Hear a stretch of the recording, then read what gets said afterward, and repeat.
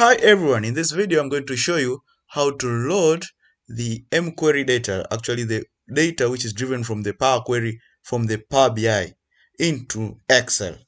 So how do you do it? Just open your Power BI dashboard like this one here on the canvas, then go to the Home tab, then click on Transform Data, then click Transform Data.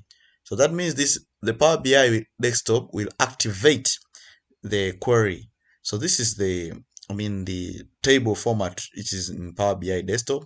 So you just go directly to advanced editor. So this will open the DAX like language, sort of mashup language mQuery. So this is it. So this is the command. So by typing this command, it shows that particular table. So what I'm required to do, because I want to open this in Excel, that means I just select, then right click, copy, and go back to my Excel. Because this is Power BI related, that means what I'm going to do is just to go to the data, then get data, then from other sources, then blank query. So by clicking blank query here, you activate like a sort of DAX, like the data analysis query editor.